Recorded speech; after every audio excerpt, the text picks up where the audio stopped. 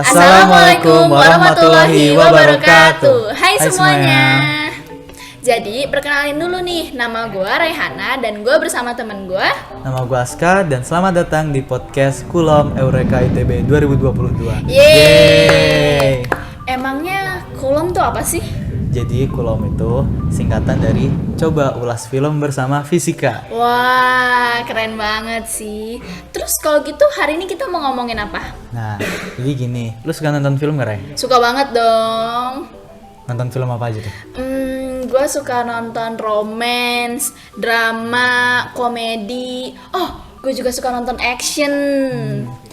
Kalau semisal yang akhir-akhir ini lagi trending, lagi naik nih, nonton film Marvel nggak? Oh, Marvel nonton banget dong. Yang superhero keren itu kan? Iya, gue nonton Suka? dong. Oke. Suka. Gue juga sih. Jadi hari ini kita mau bahas film Marvel, tapi ada yang beda nih. Apa tuh bedanya? Bedanya kita bakal bahas dari segi fisikanya. Kok ada pelajarannya lagi? Males deh kalau ada pelajarannya. Udah capek mikir. Tapi Rai, gue jamin bahasan ini bakal seru. Bener nih ya? Iya, gue jamin. Oke deh. Yaudah deh. Apa sih? Ada apa nih? Jadi gini, kalau kita pernah mikir nggak kalau film Marvel tuh full fiksi atau mereka ada benerannya? Kalau sepikiran gue sih kayaknya full fiksi ya. Full fiksi. Emang bisa direalisasikan? Nah, makanya kita ini di sini bakal bahas beberapa scene, beberapa adegan di mana kita bakal analisa nih, gimana itu Dikaitin sama fisika gitu? Iya, scene itu kalau dari sudut pandang fisika gimana? Bisa ya begitu. Kalau lu sendiri nih ya, semisal denger sama fisika sama Marvel, kira-kira contoh kasus yang paling mudah itu apa? Yang langsung teringat di kepala apa gitu. ya? Oh, yang ikonik itu, yang Spider-Man nahan kapal feri pakai tangannya. Oh ya. Itu bisa nggak sih sebenarnya?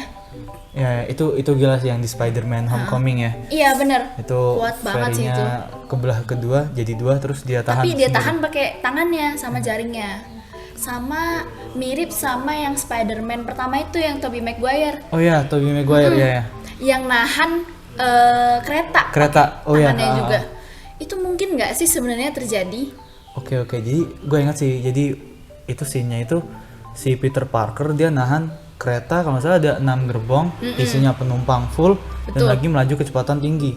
Dan dia harus ngantiin itu sebelum relnya habis, relnya anjlok. Iya. Nah, di situ dia berhasil nahan tuh ya pakai jaring-jaring. Berhasil. Nah, tapi kira-kira itu mungkin nggak sih, Ray? Kira-kira mungkin nggak? Nggak mungkin deh kayaknya. Nggak mungkin ya? Nggak mungkin. Dia kan memang Spider-Man manusia super. Tapi kalau secara fisika kata lu tadi nggak mungkin sih. Iya. Lu tahu nggak? Gue tuh cuma tahu ini tuh kayak apa ya, kita bisa nyari masanya, nyari percepatannya, nanti kita dapat force-nya gitu. Tapi gue nggak terlalu tahu detailnya gitu. Masa lu nggak tahu sih? Terus kita ngomongin ini sama siapa nih? Tapi gue tahu sih siapa yang tahu nih. Siapa tuh? Yang bisa kita nanyain soal kasus ini. Siapa? Nih gue ada teman, gimana kalau langsung kita cek aja. Oh, boleh, temen lu jago fisika berarti ya? Langsung cek ya. Check it out. Halo, dengan Jess bersama Givari akan ngejelasin scene dimana si Peter Parker ngeberhentiin kereta dengan jaring laba-labanya. Oh iya juga ya. Iya. Kira-kira untuk Spider-Man kali ini tuh mungkin terjadi nggak sih? Kalau mungkin bakal ngebahas apa aja tuh? Nah, di scene si Peter Parker ngeberhentiin kereta dengan jari laba-labanya ini, kita bisa pakai rumus energi kinetik. Sekarang kita asumsiin kalau misalnya si berat kereta ini 38 ton setiap gerbongnya dan dia punya 6 gerbong. Terus juga untuk kecepatan si keretanya ini yaitu 120 km per jam dengan total orang yang ada di kereta 1000, rata-rata beratnya 62 kg. Terus sekarang kita tinggal masukin ke rumus energi kinetiknya. Tapi sebelum itu kita hubungin dulu nih ke rumus usaha. Dengan rumusnya itu delta energi kinetik. Nah, delta energi kinetik ini kan butuh energi kinetik awal sama energi kinetik akhir. Karena energi kinetik akhirnya dia itu 0 karena berhenti nih. Jadi kita langsung aja nih nyari energi kinetik awalnya dengan rumus setengah mv kuadrat. Nah, dengan massa adalah massa total dan V itu kecepatan total. Oh gitu ya. Cuman kalau dilihat secara nalar nih, nggak bisa dikatakan akurat ya, karena spider skillnya nggak mungkin sekuat itu, seregang itu. Walaupun dengan jenis yang paling kuat yang ada di dunia dan udah tebelnya udah paling kuat juga gitu. Betul banget nih, untuk sampai saat ini aja nih belum ketemu loh jaring laba-laba yang kuatnya itu bisa sampai berhentiin kereta. Jadi terbukti banget nih kalau misalnya film dari scene ini tuh mustahil ya teman-teman gitu. Oh, ternyata gitu. Nggak mungkin kan tadi, bener dugaan gue. Oh iya. Masa ada orang kuat udah keburu robek duluan ntar lengannya itu. Ya, jangan dicoba ya. Ya, bahaya, Ya, jangan itu dicoba. Itu cuma buat Spider-Man. Ya, buat manusia super aja. Jadi fantasi ya itu, tidak bisa direalisasikan. Tadi kan gue jadi keinget sih, tadi kan kasusnya nggak mungkin. Tapi gue inget nih kasus serupa yang kayaknya mungkin deh. Lu udah nonton film Marvel terbaru belum yang Shang-Chi? Oh, Shang-Chi. Udah dong, seru banget tuh. Ya, The Legend of the Ten Rings. Itu salah satu favorit gue sih dari MCU. Shang-Chi waktu Shang-Chi itu diserang di bis. Oh, tahu yang dia harus ngeberhentiin bisnya nggak sih? Iya. Ya, tahu. Yang ini nggak sih? Jadi ada bis. Karena dia cepet banget gitu, akhirnya dia nyoba berhenti dengan nempelin bisnya ke truk sampah. Sama ada beberapa mobil-mobil di samping. Iya. Ya kan? Oh, tahu Mobilnya gua. di lindes itu. Nah, ini spoiler dikit sih ya, tapi nggak apa-apa. Itu awal-awal. Kalau menurut lu tuh mungkin nggak? Mungkin nggak mungkin sih. Soalnya kebawa sama truk sampah, tapi dia juga ketahan sama mobil ke samping, mobil yang di sampingnya. Soalnya kencang juga sih tuh kecepatannya. Tapi kalau menurut gue sih kayaknya mungkin ya. Tapi daripada kita sekedar asumsi aja ya. Kira-kira Temen aja. tadi bisa jelasin lagi nggak? Ya, kita tanya lagi Tanya ya. lagi, kita Oke, panggil lagi aja boleh, kali ya. Kita tanya lagi, Iya. oke. Nah ini dia film Shang-Chi yang tadi Raihana sama Anushka jelasin. Wih, berarti bakal pakai bidang miring dan usaha nih ya. Oh iya, usaha. Terus bidang miring itu apa sih, Gif? Ya, jadi usaha pada bidang miring ini sederhana. Yang kita asumsikan bahwa sebuah objek menuruni pada bidang miring dan hanya dia pengaruhi oleh gaya gravitasi dan tanpa dipengaruhi gaya gesek ataupun gaya konservatif lainnya. Berarti rumusnya ada berapa? 3. Yap, betul. Yaitu singkatnya nih, walau mager saya bersihin. W sebagai usahanya, Ma sebagai massa, S sebagai jaraknya, lalu sin hinnya atau sin alfa adalah sudut kemiringannya. Oke, sekarang paham. Jadi karena si Shang-Chi ini pas turun remnya blong, terus kan dia syuting di Giraldelli Square ya. Nah, jadi dia punya kemiringan. Rumusnya itu makanya MGS sin alpha. Nah iya, betul banget ya. Untuk mencari lintasannya juga kita memerlukan rumus GLBB. GLBB itu apa sih? Terus itu pakainya kayak gimana? Nah, GLBB itu adalah gerak lurus berubah beraturan, yang dimana kita saat ini tinjau yaitu tentang perubahan kecepatan terhadap waktunya. Dan di sini lintasan kita asumsikan berupa gerak garis lurus gitu ya. Cuman di film Shang-Chi ini tahu nggak sih kenapa si GLBB-nya ini diperlambat? Karena sebelum dia berhenti itu dia nabrak ke 15 mobil dulu nggak sih sama truk sampah 1? Bener banget. Untuk rumus perlambatannya itu juga cukup sederhana, yaitu A atau perlambatannya sama dengan V2 kurang V1 dibagi secara keseluruhan oleh T. Nah, tapi di sini V1 yang dipakai adalah V1 ketika bus berkecepatan maksimum, atau dengan kata lain saat ketika bus bertabrakan dengan truk sampah.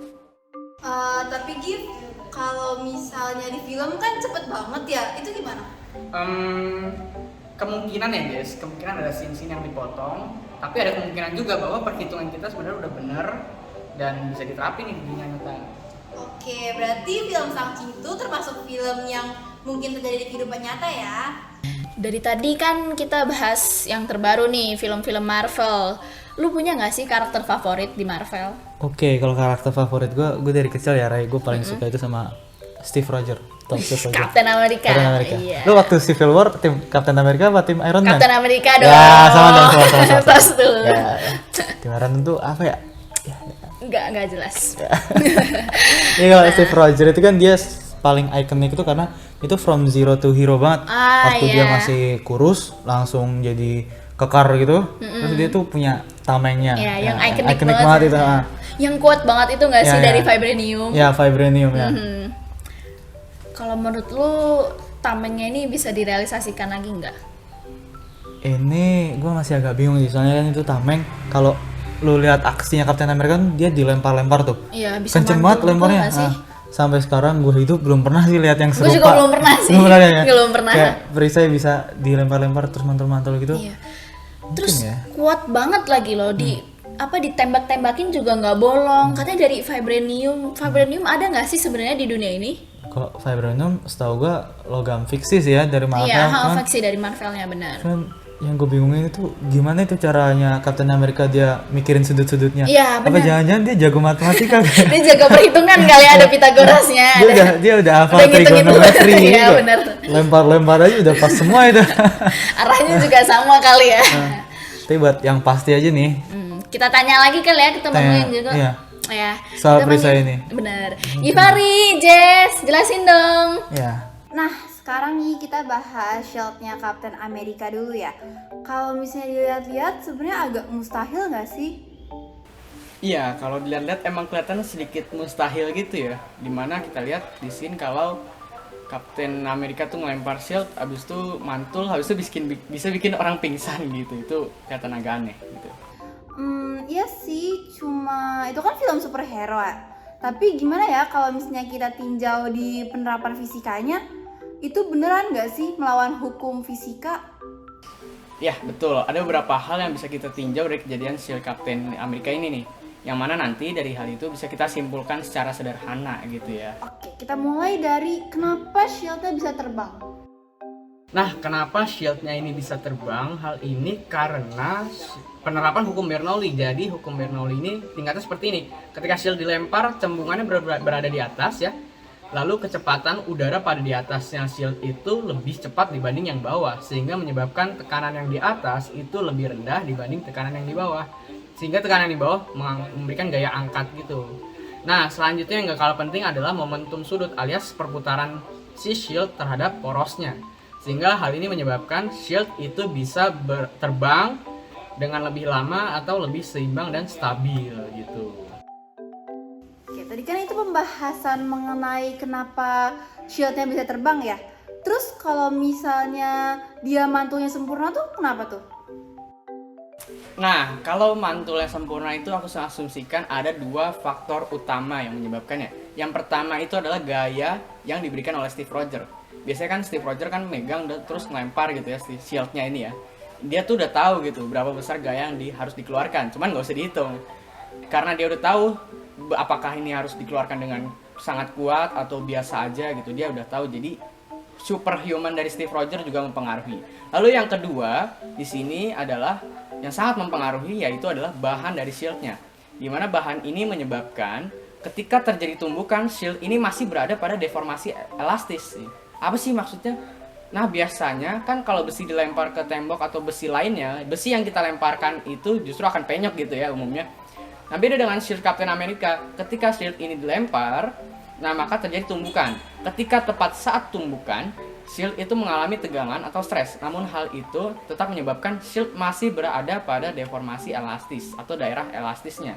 Sehingga bentuknya tidak berubah atau mungkin kembali lagi seperti awal. Atau dengan kata lain tidak penyok. Dan hal ini juga menyebabkan rotasi yang sebelum tumbukan dan sesudah tumbukan itu tidak jauh berbeda atau berkurang sedikit banget lah. Hal ini juga diakibatkan juga si vibranium ini menyerap getaran dari yang terjadi pada saat tumbukan. Oke, kalau misalnya dilihat dari penjelasan Givari tadi sebenarnya mungkin ya mengenai shield Captain America ini, tapi kita harus tetap melihat perkembangan ilmu pengetahuan dan teknologi mengenai penemuan bahannya. Nah itu dia Rai. Jadi tameng Captain America itu mungkin asal bahannya tepat. Iya, gitu. benar juga sih. Tadi kan udah ada nanyain karakter favorit gua tuh. Kalau karakter favorit lu sendiri apa? Akhirnya gue dari tadi ditanyain juga ya karakter favorit gue, Black Panther. Oke, T'Challa ya. Wakanda forever. Nah, Nah, lu tau gak sih Black Panther nih suitnya keren banget nih. Biasanya kan ya orang kalau ditembak dia bisa mati. Lu kalau gue tembak mati nggak? Insya Allah mati. Insya Allah mati ya. Nah, tapi kalau Black Panther kalau kita tembak dia malah makin kuat karena suitnya ini bisa nge-charge dia. Tahu nggak sih scene yang bagian dia di atas mobil, terus dia kejar-kejaran sama Killmonger? Iya, Tahu iya, nggak? iya, tahu. Nah, jadi pas dia ditembakin itu, suitnya itu bisa nge-charge, jadi dia makin kuat, makin banyak tenaga dan bisa nyerang si Killmonger itu. Loh, itu bukan sihir dari Wakanda? Nggak ada sihir di Wakanda, nggak ada sihir. Oh, bukan Nggak ada sihir. Bukan sihir, itu Sihir. asli. Ada penjelasannya Asli. juga. Ada Gimana? penjelasannya? Ada penjelasan fisikanya dong. Oke. Jangan Boleh, lu pikir boleh, sihir. boleh. Gimana kalau kita langsung tanya ke teman gue aja? Oke. Nah, kita tanya kali ya penjelasannya. Nah, check it out. Sekarang ini kita mau bahas salah satu scene dari film Black Panther, di mana suit dari Black Panther ini ke-charge saat ditembak-tembak. Kira-kira mungkin gak sih kalau kita bikin suit itu di kehidupan nyata? Mungkin dong, cuman harus ada beberapa hal yang diperhatikan dalam pembuatannya nih. Yang pertama itu tentang aspek energi kinetiknya. Yang kedua itu yaitu ada alat yang namanya transducer yang bisa merubah suatu bentuk energi ke bentuk energi lainnya. Dan yang ketiga itu ada kapasitor yang dapat menyimpan energi. Nah nanti jadi di layer pertama atau lapisan pertama itu bakalan jadi layer anti peluru, kayak rompi anti peluru gitu, yang bakal terbuat dari bahan yang namanya Kevlar yang kekuatannya itu 5 kali lebih kuat daripada baja gitu. Nanti menyerap energi kinetik dari si pelurunya gitu.